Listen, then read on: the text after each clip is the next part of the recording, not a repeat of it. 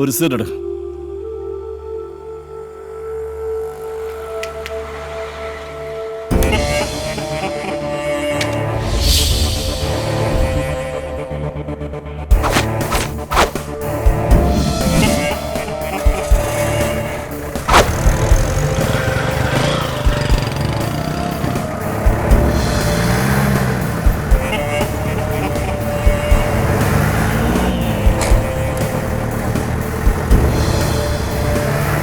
അയാളെ പിന്തുടർന്ന് താമസ സ്ഥലം ഞാൻ കണ്ടെത്തി.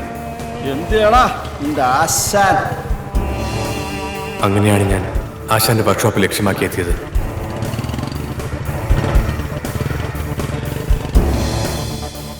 ഇലക്ട്രോണിക്സ് ബിരുദം നേടി മിട്ടുവിന്റെ ജീവിതവും എന്നെപ്പോലെയാണെന്ന് ഞാൻ മനസ്സിലാക്കിയപ്പോൾ അവനെയും കൂടെ കൂട്ടി.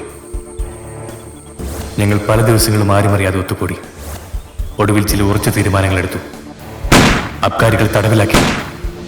ആദ്യം പണമുണ്ടാക്കി, പിന്നെ ശത്രുക്കളെ ഉന്നം വെച്ചു. ബോംബ് ബ്ലാസ്റ്റിംഗിൽ മിട്ടുമിടുക്കനായതുകൊണ്ട് ഞങ്ങൾ പല ഷാപ്പുകളും ബാറുകളും തകർത്തെറിഞ്ഞു. കൊന്നുകളഞ്ഞു ഞാൻ. എന്റെ ഈ കൈകൊണ്ട് തകർത്തു ഞാൻ ഓരോ ബാറുകളും. സുബ്രഹ്മണ്യനെ എങ്ങനെ നിങ്ങൾ കൊന്നു? ബാറുകൾ എങ്ങനെ ബോംബ് വെച്ച് തകർത്തു?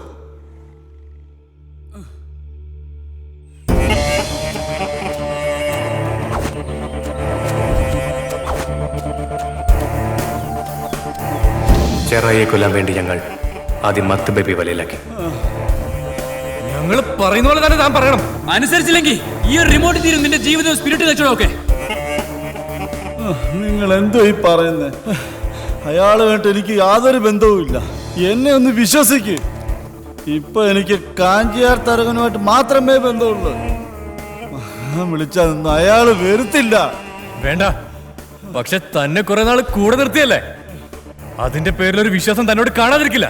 വിളിക്കയാളെ. ഞാൻ പറയുന്നത് പോലെ സംസാരിക്കണം. ഞാൻ പറഞ്ഞില്ലേ, അയാളൊന്നും സമ്മതിക്കത്തില്ല. അത് ഞങ്ങൾ തീരുമാനിച്ചോളാം. വിളിക്കണം. മിട്ടു, ഏതായാലും ഇവനൊന്നും പറയില്ല. പറഞ്ഞില്ലെങ്കിൽ നമുക്ക് ഇവനെ ജീവനോടെ വേണോ? വേണ്ട ചങ്ങാതി, ഇവനെ കൊന്നു കഴിഞ്ഞാൽ കുടുംബങ്ങൾ രക്ഷപ്പെടും. അയ്യോ അയ്യോ, വേണ്ട വേണ്ട വേണ്ട വേണ്ട വേണ്ട വേണ്ട. ഞാൻ വിളിക്കാം, ഞാൻ വിളിക്കാം. പെരിയോരല്ലേ? പെരിയോർക്ക് എന്നോട് വൈരാഗ്യമായിരിക്കും. 7 വർഷം നന്ദിയില്ലാഞ്ഞിട്ടല്ല തരകനുമായി ഞാൻ കൂട്ടുകൂടിയത്. എൻ്റെ അത്യാഗ്രഹം കൊണ്ട് മാത്രമായിരുന്നു. അത് തിരിച്ചറിഞ്ഞപ്പോ പെരിയോര് തന്നെ എൻ്റെ എല്ലാം. നീ എണ്ണിക്കോ. 1, 2, 3 ദിവസം അവന് ഞങ്ങൾ സമയം കൊടുത്തിരിക്കുക. അതുക്കുള്ള ഫിനിഷ് പണിയിരിക്കും.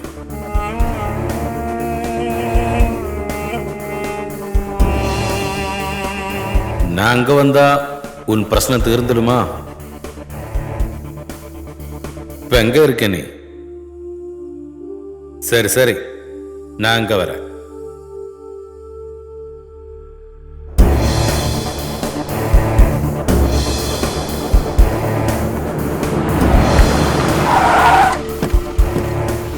என்ன ரகசியம் உனக்கு என்னோட പറയാനുള്ളത്? അത് പെരിയോരെ. വാ, വണ്ടിയെ കയറി നമുക്ക് ഗസ്റ്റ് ഹൗസിൽ ഇരുന്ന് സംസാരിക്കാം.